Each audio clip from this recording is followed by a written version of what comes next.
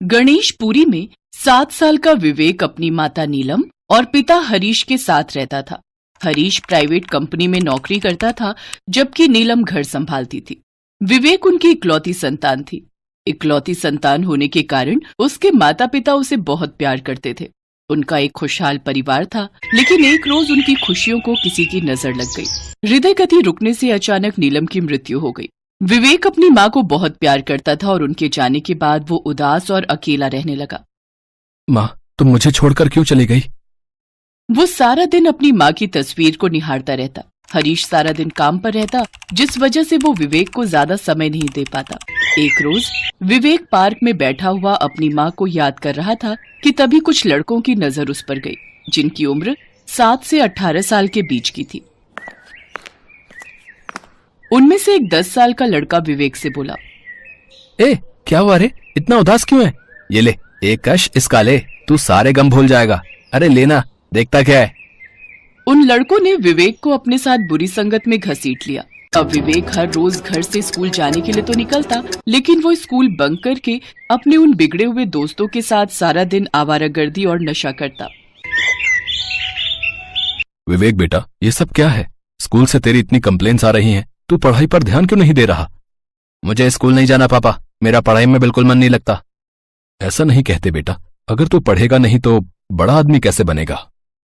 हरीश की बातों का विवेक पर कोई असर नहीं हुआ। ऐसे ही समय बीता।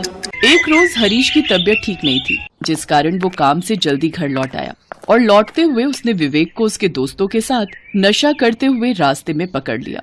वो विवेक को पकड़कर गुस्से में घर ले आया और उसे जोरदार थप्पड़ मारा। नालायक, मैं यहाँ सारा दिन मेहनत करता हूँ ताकि तू अच्छा पढ़ लिख सके, और तू यहाँ ये सब। छी, मैंने और तेरी माँ ने क्या क्या सपने नहीं देखे थे तेरे लिए। 4 साल तक गणपति के सामने संतान के लिए मिन्नतें की हैं, तब जाकर उन्होंने तुझे हमारी झोली में डाला था।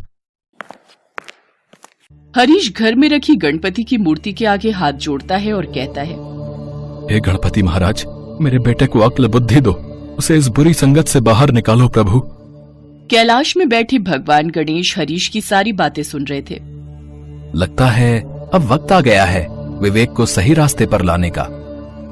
इतना कहकर गणेश भगवान धरती लोक पर आकर एक 7 साल के करीब बच्चे का रूप धारण कर लेते हैं और फटे पुराने कपड़े पहनकर विवेक की कक्षा में आकर उसकी बेंच पर बैठ जाते हैं। ये फटीचर कौन है? लगता है नया आया है क्लास में। अरे ओ, क्या नाम है तेरा? मेरा नाम गनू है और मैंने आज ही स्कूल में दाखिला लिया है। तभी क्लास में टीचर आती हैं और पढ़ाने लगती हैं। चलो सभी बच्चे अपनी अपनी किताबें निकालो। Yes miss.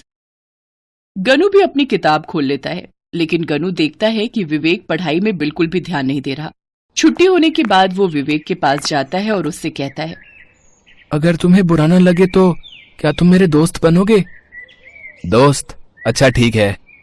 विवेक जेब से गुटखा निकालकर अपने मुंह में डाल लेता है। गनू ये सब देख रहा था। कुछ देर चलने के बाद गनू ने विवेक से पूछा, क्या हुआ दोस्त? मैं देख रहा था क्लास में तुम्हारा पढ़ाई में बिल्कुल भी मन नहीं था।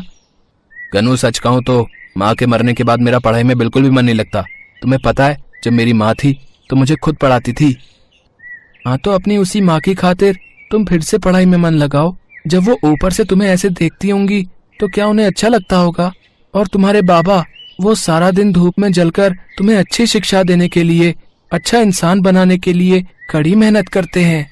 अरे तुम्हारे पास तो हर सुविधा है दोस्त। एक मुझे देखो, मैं गरीब घर से हूँ, मेरे पास तो स्कूल की फीस तक भरने के पैसे नहीं थे।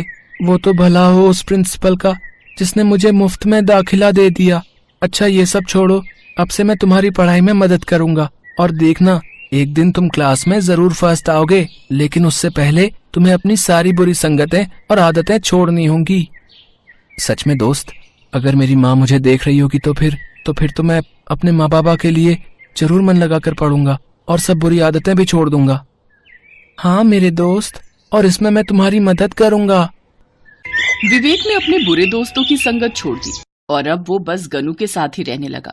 गनू विवेक की पढ़ाई में खूब मदद करता, साथ ही क्लास में जो भी पढ़ाया जाता उसे भी विवेक मन लगाकर पढ़ता। वो दोनों क्लास में एक ही बेंच पर बैठते। स्कूल खत्म होने के बाद वो दोनों साथ में एक पार्क में खेलते और उसके बाद साथ में बैठकर पढ़ाई भी करते। अब विवेक पढ़ाई में खूब अच्छा हो गया। एक दिन अपना हाथ आगे कर गनू। गनू ने अपना हाथ आगे बढ़ाया तो विवेक ने अपनी जेब से फ्रेंडशिप बैंड निकालकर गनू के हाथ पर बांध दिया। अरे वाह, ये तो बहुत सुंदर है। इस पर तो मेरा और तुम्हारा नाम भी है। मुझे बहुत पसंद आया। विवेक मेरे दोस्त, अब मैं तुझे फर्स्ट प्राइज लेते हुए देखना चाहता हूँ, लेकिन तुझे ये जल्द करना होगा क्योंकि अब मैं और ज्यादा यहाँ नहीं रुक पाऊंगा। क्या मतलब गन्नू, तू कहीं जा रहा है क्या? गनू ने विवेक के सर पर हाथ रखा और धीमी सी मुस्कुराहट के साथ चुपचाप वहां से चला गया। कुछ दिन बाद स्कूल में रिजल्ट की घोषणा हुई और विवेक ने पूरी क्लास में फर्स्ट प्राइज हासिल किया। वो प्राइज देख उसकी आंखों में आंसू आ गए। इस प्राइज का असली हकदार तो मेरा दोस्त गन्नू है, जिसकी वजह से आज मैं यहाँ हूँ। गन्नू, गन्नू मेरे दोस्त, कहाँ है तू? यहाँ स्टेज पर आ जा। कौन गनू? विवेक, तुम किसकी बात कर रहे हो? इस नाम का तो कोई स्टूडेंट अपने स्कूल में है ही नहीं। ये आप क्या कह रही हैं मैडम? वो जो मेरे साथ मेरी बेंच पर बैठता था, गनू, मेरा दोस्त गनू। विवेक ने हर तरफ नजर घुमाई लेकिन वहां गनू नहीं था। वो भागता हुआ उस पार्क में पहुंचा जहां वो खेलते थे, लेकिन वो वहां भी नहीं था। फिर वो उसके बताए हुए घर पर पहुंचा और बाहर से गनू को आवाज देने लगा। गनू, गनू मेरे दोस्त, गनू तू कहाँ है? देख, आज तेरा सपना पूरा हो गया। मुझे फर्स्ट प्राइज मिला है दोस्त। बेटा, किसे ढूंढ रहे हो? यहाँ तो कोई गनू नहीं रहता। ये घर तो पिछले 10 सालों से बंद पड़ा है। ये सुनकर विवेक हैरान रह जाता है। वो मायूस होकर वो प्राइज लेकर अपने घर जाता है, जहाँ हरीश उसे देखकर बहुत खुश होता है। शाबाश मेरे बेटे, मैं जानता था तू हमारा नाम जरूर रोशन करेगा। हे गणपति महाराज, आज ये आपकी वजह से ही संभव हो पाया है। हरीश विवेक के साथ गणपति की मूर्ति की तरफ हाथ जोड़कर उन्हें धन्यवाद देता है। तभी विवेक की नजर गणपति के हाथ में बंधे हुए उस फ्रेंडशिप बैंड पर जाती है, जो विवेक ने गनू के हाथ पर पहनाया था, जिस पर गनू और विवेक लिखा हुआ था। विवेक सब समझ जाता है। इसका मतलब गनू कोई और नहीं बल्कि गणपति महाराज ही थे, जो स्वयं मेरी मदद करने यहाँ आए थे। तू कहना क्या चाहता है विवेक? विवेक की आंखों से आंसू बहने लगते हैं। वो हरीश को सारी बात बताता है। मैं जानता था मेरे गणपति जरूर मेरे बच्चे की मदद करेंगे, उसे सही राह पर लाएंगे। आपका लाख लाख शुक्र है प्रभु। अब विवेक और हरीश हमेशा गणपति भगवान की पूजा करते। साथ ही विवेक पढ़ाई में भी बहुत अच्छा हो गया। अब हर साल वो अपने स्कूल में फर्स्ट आता। अब जब भी विवेक को गनू की मदद की जरूरत होती तो वो गनू के भेष में आकर उसकी मदद जरूर करते।